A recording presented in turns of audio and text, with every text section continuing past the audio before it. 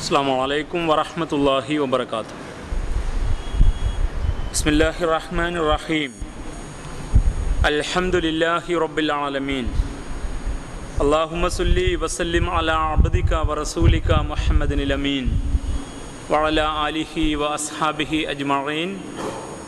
In ഉരീദു ഇല്ലൽ ഇസ്ലാഹ മസ്തതഅതു വമാ തൗഫീഖ ഇല്ലാ ബില്ലാഹ് അലൈഹി തവക്കൽതു വഇലൈഹി ഉനീബ്. റബ്ബി ഇശ്റഹ് ലി സദ്രി വയസ്സിർ ലി അംരി വഹ്ലുൽ ഉഖ്ദതം മിൻ ലിസാനി യഫ്ഖഹു ഖൗലി. അഊദു ബില്ലാഹി മിനശ് ശൈത്വാനിർ റജീം. الذين يقولون ربنا إننا آمنا فاغفر لنا ذنوبنا وقنا عذاب النار. الصابرين والصادقين والقانتين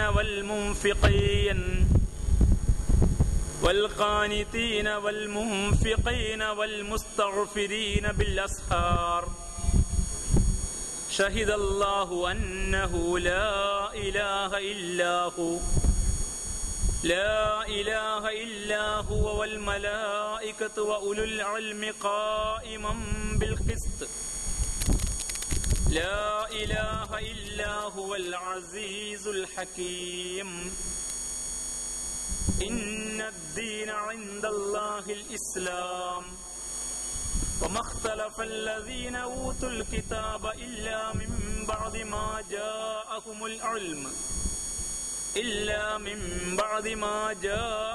العلم بغيا بينهم. ومن يكفر بآيات الله فإن الله سريع الحساب. فإن حاجوك فقل أسلمت وجهي لله ومن اتبعني وقل للذين أوتوا الكتاب والأميين أأسلمتم فإن أسلموا فقد اهتدوا وإن تولوا فإنما عليك البلاغ والله بصير بالعباد. صدق الله العلي العظيم. ബഹുമാന്യരായ രക്ഷിതാക്കളെ, സഹോദരന്മാരെ, സഹോദരിമാരെ, യുവ സുഹൃത്തുക്കളെ, അല്ലാഹു സുബ്ഹാനഹു വ തആല നമ്മെയും ഈ സദസ്സിനെയും അനുഗ്രഹിക്കുമാറാവട്ടെ. നമ്മുടെ ഈ പഠന സംഗമം തമ്പുരാന്റെ അടുക്കൽ സ്വീകാര്യമായ ഒരു സൽക്കർമ്മമായി, അമലു സ്വാലിഹാത്തായി നാഥൻ നമ്മിൽ നിന്ന് സ്വീകരിക്കുമാറാവട്ടെ, കബൂൽ ചെയ്യുമാറാവട്ടെ. സൂറ ആൽ ഇംറാനിലെ 16 മുതൽ 20 കൂടിയ ആയാത്തുകളാണ് ഓതിവെച്ചത്. കഴിഞ്ഞ ക്ലാസ്സിൽ ഭൗതിക ജീവിതവുമായി ബന്ധപ്പെട്ട ദുനിയവിയായ മനുഷ്യന്റെ മോഹങ്ങളെക്കുറിച്ചുള്ള വളരെ കൃത്യമായ വർത്തമാനമായിരുന്നു. 2 ആയാത്തുകളാണ് കഴിഞ്ഞ ക്ലാസ്സിൽ ബഹുമാന്യനായ ഡോക്ടർ സുലൈമാൻ സാഹിബ് നിങ്ങളെ കേൾപ്പിച്ചത്. അതിന്റെ തുടർച്ചയിലാണ് ഇന്ന് ഓതിവെച്ച ഈ സൂക്തങ്ങൾ അത്രയും. ഭൗതിക ജീവിതത്തെക്കാൾ നമുക്ക് പ്രിയമുണ്ടാവേണ്ടത് പാരത്രിക ജീവിതത്തോടാണ് എന്നും ഇത് ഒരു തരം വഞ്ചനാത്മകമായ ചരക്കാണെന്നും അതുകൊണ്ട് അവിഷയത്തിൽ നല്ല ഒരു നയസമീപനം സ്വീകരിക്കണമെന്നും അങ്ങനെ ഒരു നയസമീപനം സ്വീകരിക്കൽ തഖ്വയാണെന്നും അത്തരം മുത്തഖീങ്ങൾക്ക് പരലോകത്തെ സ്വർഗവും അള്ളാഹുവിന്റെ തൃപ്തിയും അവർക്ക് അവിടെ അസ്വാജും മുതഹറ നല്ല ഇണകളുമൊക്കെയുണ്ട് എന്നിങ്ങനെയുള്ള വാഗ്ദാനം ചെയ്തുകൊണ്ടുള്ള കൃത്യമായ ഒരു വർത്തമാനമായിരുന്നു സുയ്യിന ലിന്നാസി ഹുബ്ബു ഷഹവാത്ത് എന്ന് തുടങ്ങിയ 14-15 ആയാത്തുകളിൽ നാം കേട്ടുകഴിഞ്ഞത്. അതിന്റെ തുടർച്ചയിൽ ആ മുത്തഖീങ്ങളെ കുറിച്ചുള്ള വർത്തമാനമാണ് ശേഷം വന്നുകൊണ്ടിരിക്കുന്നത്. ഇവിടെ അള്ളാഹുവിൻ്റെ കൽപ്പന പാലിച്ചുകൊണ്ട് ദുനിയാവിനോട് സ്വീകരിക്കേണ്ട സമീപനം സ്വീകരിച്ച് മരണാനന്തരമുള്ള ലോകത്തെ മുമ്പിൽ കണ്ടുകൊണ്ട് നയസമീപനങ്ങൾ സ്വീകരിച്ച് മുന്നോട്ട് പോകാൻ കഴിയുന്ന ആളുകളെ മുത്തഖീങ്ങൾ എന്നാണ് വിശേഷിപ്പിച്ചത്. നിങ്ങൾ ആ ആയത്ത് പഠിച്ചപ്പോൾ മനസ്സിലാക്കിയിട്ടുണ്ടാകും. അല്ലാഹു സുബ്ഹാനഹു വ തആല ഭൗതിക ലോകത്ത് നമ്മെ സ്വാധീനിക്കുന്ന ഒരുപാട് ഘടകങ്ങൾ എടുത്തു പറഞ്ഞു.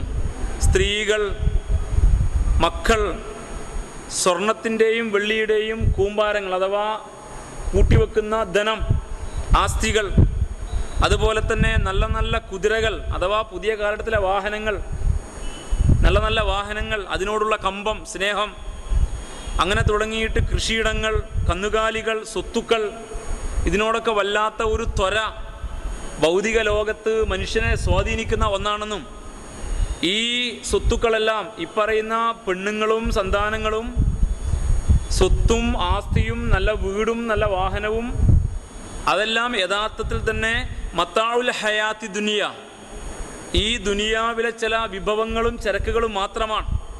വല്ലാഹു ഇൻദഹു ഹുസ്നുൽ മആബ്, നാഥൻ്റെ അടുക്കലാണ് ഏറ്റവും നല്ല സങ്കേതമുള്ളത്. അവിടുത്തെ വീടാണ് വീട്, അവിടുത്തെ വാഹനമാണ് വാഹനം, അവിടുത്തെ സ്വത്താണ് സ്വത്ത്, അവിടെയുള്ള അംഗീകാരമാണ് അംഗീകാരം എന്ന രീതിയിലുള്ള കൃത്യമായൊരു നിലപാട് ഉണ്ടാവണം എന്ന് പഠിപ്പിച്ചതിന് ശേഷം കുൽ ഔനബ്ബിയുക്കും ബി ഖൈരിൻ മിൻ ദാലിക്കും, നിങ്ങൾ കണ്ടു കാണപ്പെടുന്ന നേട്ടവും സമ്പാദ്യവും വിഭവമൊക്കെയായി നിങ്ങൾ മനസ്സിലാക്കുന്ന ഇപ്പറഞ്ഞതിനേക്കാളെല്ലാം ഉത്തമമായ ഒന്നിനെക്കുറിച്ച് ഞാൻ നിങ്ങൾക്ക് അറിയിച്ചു തരട്ടെയോ? ഒരു ചോദ്യോത്തര ശൈലിയിലാണ്, നമ്മുടെ ശ്രദ്ധയിലേക്ക് അത് എത്തിക്കാൻ വേണ്ടി ഖുർആന്റെ രീതിയാണ്.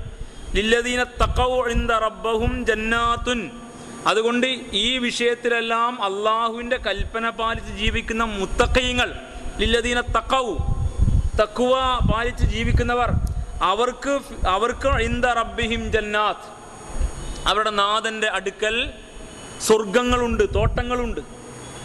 തജ്രി മിൻ തഹ്തി അൽ അൻഹാർ, താഴ്ഭാഗത്തുകൂടി അരുവികൾ ഒഴുകുന്ന ജലസമൃദ്ധിയുള്ള തോട്ടം, ജലസമൃദ്ധിയുടെ എല്ലാം പുഷ്കലമായി നിൽക്കുന്ന താമസ സ്ഥലങ്ങൾ. ഖാലിദീന ഫീഹ, അതിൽ ശാശ്വതമായ ജീവിതം. വ അസ്വാജും മുത്തഹറ, നല്ല വിശുദ്ധരായ ഇണകൾ അവിടെയുണ്ട്. വരിദ്വാനും മിനല്ലാഹ്, സർവോപരി അല്ലാഹുവിന്റെ തൃപ്തിയും. അപ്പം ഇത്രയും നേട്ടങ്ങൾ കിട്ടും ആർക്ക്? മുത്തഖീങ്ങൾക്ക്. അപ്പം എന്താണ് ഇവിടെ തഖ്വയുടെ അർത്ഥം? ഇവിടുത്തെ തഖ്വ നേരത്തെ പറഞ്ഞ വിഷയങ്ങളുമായി ബന്ധപ്പെട്ട നിലപാടാണ്. എൻ്റെ സഹോദരന്മാർ ആ പോയിന്റ് പ്രത്യേകം ശ്രദ്ധിക്കണം. ഇത് ആവർത്തിച്ച് പറയുന്നത് നമ്മുടെ കാലഘട്ടത്തിൻ്റെ ദുരന്തം അത്രമേൽ ആഴമേറിയത് കൊണ്ടാണ്, നമ്മുടെ കാലഘട്ടത്തിൻ്റെ ദുരന്തം അത്രമേൽ ആഴത്തിൽ സ്വാധീനിച്ചത് കൊണ്ടാണ്. ഇവിടുത്തെ തഖ്വ നേരെ ചൊവ്വേ ഒരുപാട് നമസ്കാരത്തെക്കുറിച്ചോ പ്രാർത്ഥനയെക്കുറിച്ചോ എന്നല്ല പറയുന്നത്, നിലപാടാണ്. എന്താ നിലപാട്? പെണ്ണിൻ്റെ കാര്യത്തിൽ, മക്കളുടെ കാര്യത്തിൽ, സ്വത്തുക്കളുടെ കാര്യത്തിൽ, സുഖലോലുപതയുടെ കാര്യത്തിൽ, ദുന്യവിയായ കാര്യത്തിൽ അവിടെ നിലപാടുള്ളവർ എന്നതിനർത്ഥം. ആ മുത്തഖീങ്ങൾ അവർക്കല്ല കൊടുക്കാൻ പോകുന്ന സ്വർഗം ഇതാണെന്നാ. അപ്പൊ ഈ അർത്ഥത്തിൽ നിലപാട് സ്വീകരിച്ചവർ, എന്താണ് ആ നിലപാട്? നമുക്ക് വേണമെങ്കിൽ ഭൗതികതയുള്ള നിലപാട് എന്ന് പറയാം. ഇവിടെ തഖ്വക്ക് അതാ അർത്ഥം, ഭൗതികതയുള്ള നിലപാട്. ഭൗതികതയുള്ള നിലപാടിന്റെ കാര്യത്തിൽ വിശുദ്ധ ഖുർആനും തിരുസുന്നത്തും ഒരുപാട് പഠിപ്പിച്ചിട്ടുണ്ട്. റസൂലുള്ളാഹി ഇടക്കിടക്ക് ഓർമ്മപ്പെടുത്താറുണ്ട്, കുൻ ഫിദ് ദുനിയാ കഅന്നക ഗരീബ് ഔ ഗാബിർ സബീൽ, നീ ഈ ദുനിയാവിൽ ഒരു വഴിയാത്രക്കാരനെ പോലെ ആവുക, അല്ലെങ്കിൽ വിദേശിയെ പോലെ ആവുക.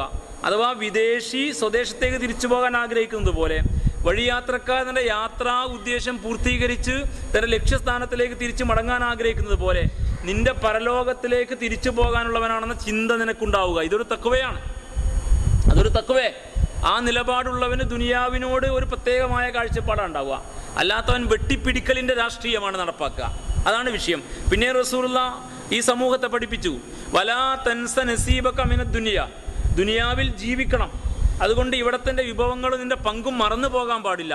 പക്ഷെ നീ അതിര് വിട്ടു പോകരുത്. അപ്പൊ എന്താ നിന്റെ നിലപാട്? ഇഴ്മലി ദുനിയാക്ക കാന്നക തഈഷു അബദ, ഇവിടെ എന്നും ജീവിക്കണം എന്ന പോലെ മാന്യമായ രീതിയിൽ സമ്പാദിക്കുക അധ്വാനിക്കുകയൊക്കെ വേണം. എന്നാൽ വഅമലി ആഖിറത്തിക, നിന്റെ പരലോകത്തിന് വേണ്ടി നീ അധ്വാനിക്കണം. കാന്നക തമൂതു കഥ, അടുത്ത നിമിഷം നാളെ തന്നെ മരിക്കും എന്ന ചിന്തയിൽ ജീവിക്കുന്നത് കണ്ടാൽ ഇവിടെ തന്നെ കാലാകാലം ജീവിക്കാൻ തീരുമാനിച്ചതുപോലെ പോക്കാം. എത്ര വെട്ടിപ്പിടിച്ചാലും മതി വരാത്ത ആളുകളാണ് ഇപ്പൊ നമ്മുടെ നേതാക്കന്മാരൊക്കെ. എത്രയാണ് സമ്പാദിക്കുന്നത്? അങ്ങനെയാണ്, ആർത്തി മൂത്ത് അങ്ങനെ പോവുകയാണ്. എല്ലാ കാര്യത്തിലും ഈ അതിരുവിടലുണ്ട്. പെണ്ണിന്റെ കാര്യത്തിലായിരുന്നാലും, പണത്തിന്റെ കാര്യത്തിലായിരുന്നാലും, അധികാരത്തിന്റെ കാര്യത്തിലായിരുന്നാലും, സ്ഥാനത്തിന്റെ കാര്യത്തിലായിരുന്നാലും എല്ലാം അങ്ങനെയാണ്. അപ്പൊ ഈ അതിരുവിട്ട പോക്ക് പാടില്ല. നീ നിന്റെ ദുനിയാവിന് വേണ്ടി സമ്പാദിച്ചോ, ഒരു കുഴപ്പമില്ല, അള്ള പറഞ്ഞതുപോലെ ആയിരിക്കണം. എന്നാൽ അപ്പോഴും നിനക്ക് ഓർമ്മ വേണം, വഅമലി ആഖിറത്തിക കാന്നക തമൂതു കഥ, നാളെ മരിക്കാനുള്ളവനാ, ഇതൊക്കെ അവിടെ ഇട്ടു പോകാനുള്ളതാ. അവിടെ പോയാൽ വെറും കൈയോടെ ഇരിക്കേണ്ടി വരും. അതുകൊണ്ട് അവിടം വിശുദ്ധമായ ജീവൻ നയിച്ചുകൊണ്ട് നിനക്ക് നേടാൻ പറ്റണം എന്ന ചിന്ത തഖ്വാബോധമാണ്. ഈ നിലപാടാണ് തഖ്വ. ആ തഖ്വയാണ് ഇവിടെ പഠിപ്പിക്കുന്നത്. അങ്ങനെ തഖ്വയുള്ള മനുഷ്യരായിട്ട് മാറണം എന്നാ. അതുകൊണ്ടാണ് ഇവിടെ പെണ്ണിനെക്കുറിച്ചും മക്കളെക്കുറിച്ചും സ്വത്തുക്കളെക്കുറിച്ചും സുഖലോലുപതയും ആഡംബരവും വാഹനവും ഒക്കെ പറഞ്ഞിട്ട് അല്ലാഹ് പറഞ്ഞു, ഇല്ലദീന തഖൗ, ഈ വിഷയത്തിലൊക്കെ പടച്ചവന്റെ കൽപ്പന പാലിച്ച് നിലകൊള്ളാൻ കഴിയുന്നവർ അവർക്കാണ് ജന്നാത്തുൻ തജ്രി മിൻ തഹ്തിൽ അൻഹാർ, അവർക്കാണ് സ്വർഗ്ഗം. അപ്പൊ അപ്പോ